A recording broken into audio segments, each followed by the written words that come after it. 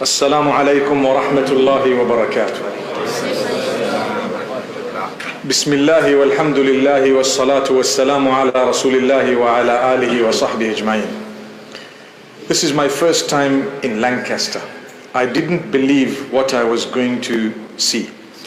I didn't expect to see what I saw.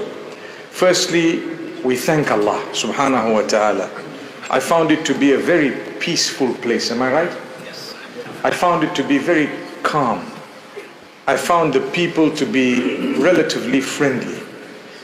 And the most important thing for me is when they told me that let's go to the masjid, we take a quick walk. So I realized the masjid is just nearby.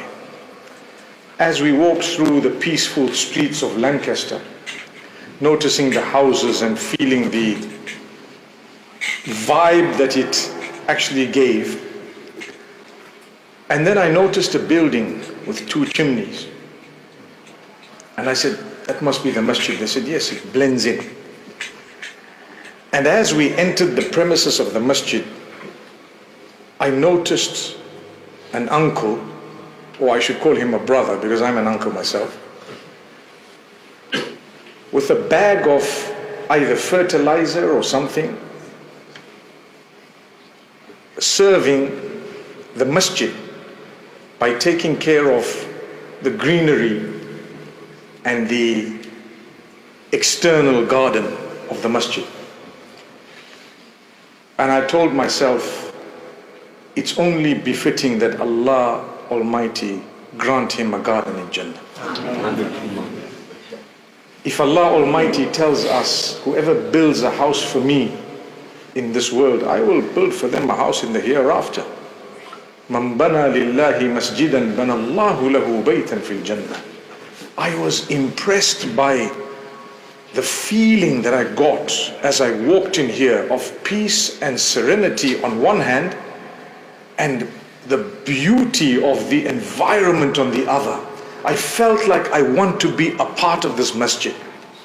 I felt like the lighting was right, the greenery was just right, it was well manicured, that's the word.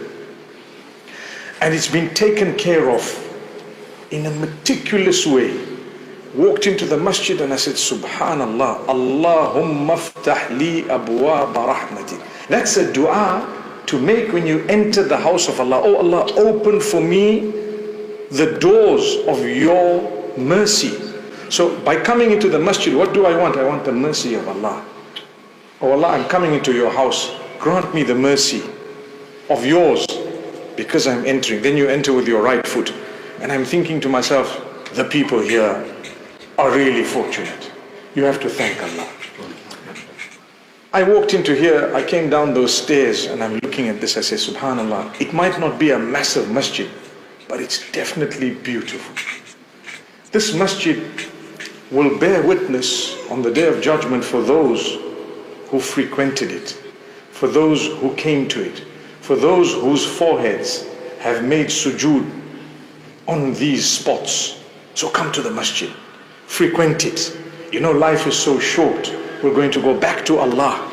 Be from among those who frequent the masjid, and Allah gives you a VIP status on the day of judgment. You know, I fly a lot.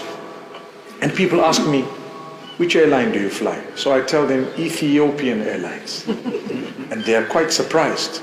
And I tell them sometimes, Emirates Airlines. That's the second airline. And then we have Qatar Airways, right? These are some of the top airlines in the world. You may not know about Ethiopian, but because I come from Africa, when we fly within Africa, it is the most convenient airline to fly. And even beyond sometimes. But there is something I want to tell you. Have you heard of a frequent flyer program? They call it Skywards. Skywards because you're going to go up, take off towards the sky. So you're going skywards. And as you go up, the more you fly, the more points you clock. Listen to this because it's an example I thought of now while I'm sitting here.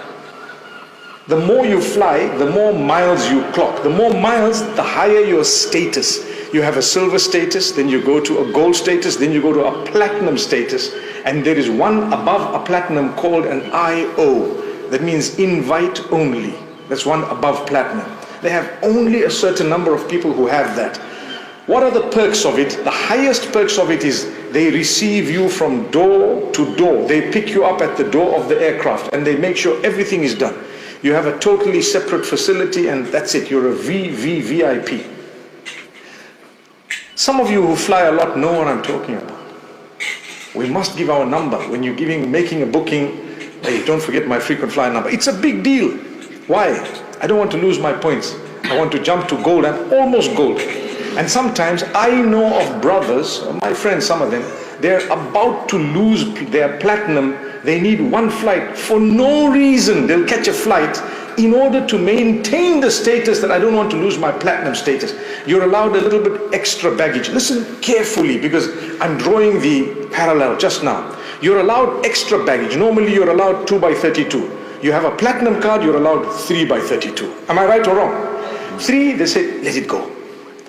My brothers, my sisters, Allah has a frequent flyer program in a totally different way, in a higher way. We can't even call it frequent flyer. Frequent visitor of his house. When you come in here, your number is recorded. As you enter, you clock a mile, you go to silver status. How many prayers do you pray in his house? You clock gold status. You get to platinum, such that you become a person qalbuhu mu'allaqum bil masajidi. Allah mentions it. The hadith, the Prophet ﷺ says, the guy whose heart is stuck or hanging in or tied to or connected to the masjid, what does he get? Platinum status in our lingo. But in the eyes of Allah, it's called the shade of the Day of Judgment. If others are let into Jannah because there were a few things they may have done that were wrong, but they did predominantly good, Allah will overlook. There comes a time when with excess baggage, Allah will overlook. You're allowed one more piece. It's not in the same way as this. It's only a parallel. وَلِلَّهِ الْمَثَلُ الْأَعْلَى. Allah's example is far higher. But I'm telling you, if we can do it for an airline, that means 0. Can't you do it for the Day of Judgment? Can't you do it for Allah?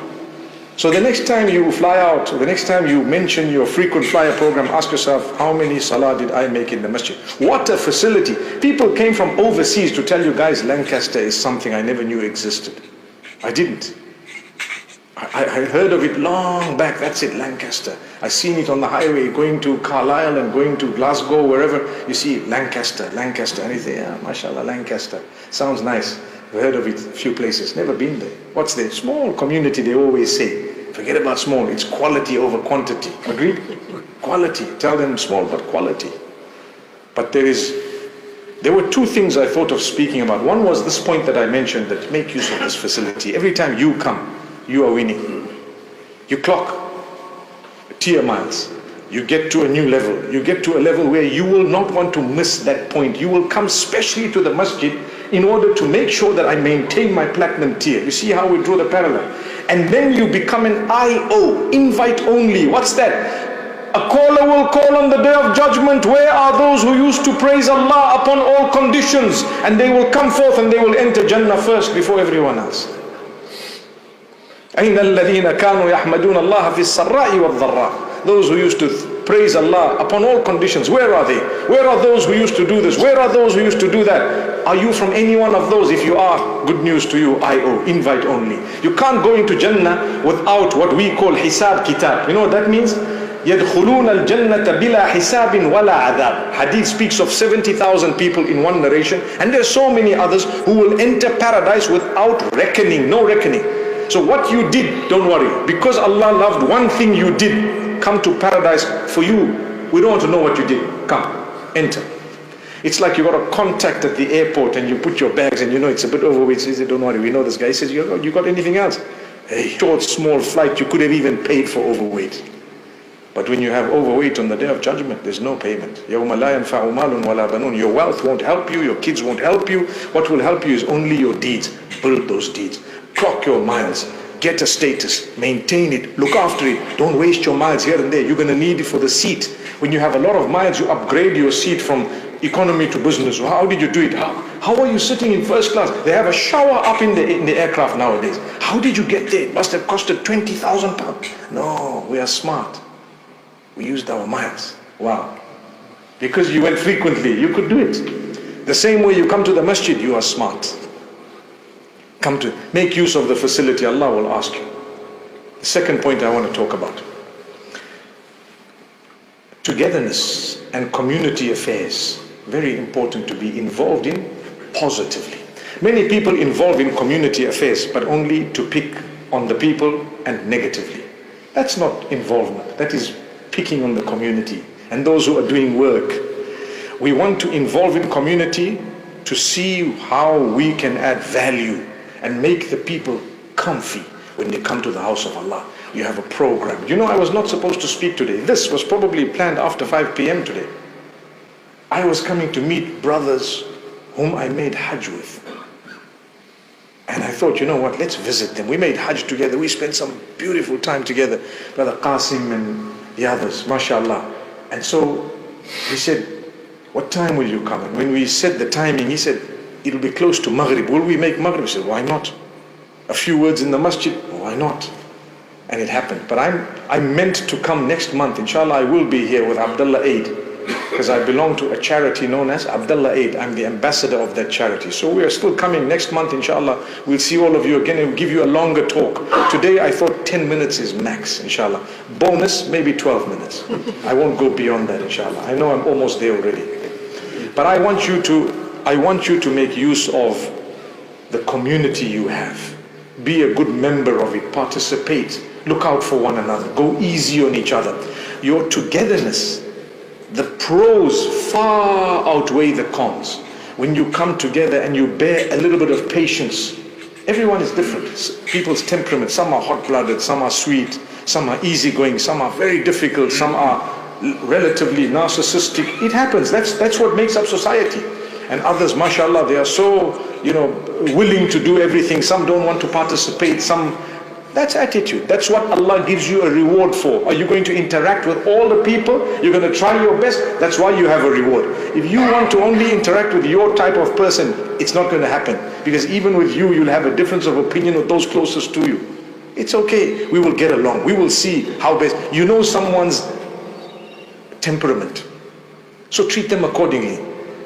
Certain people, you need to keep a small distance, Keep it. But that doesn't mean you don't respect them and you don't look out for them and you don't honor them. When society is close-knit, the benefits far outweigh the harms.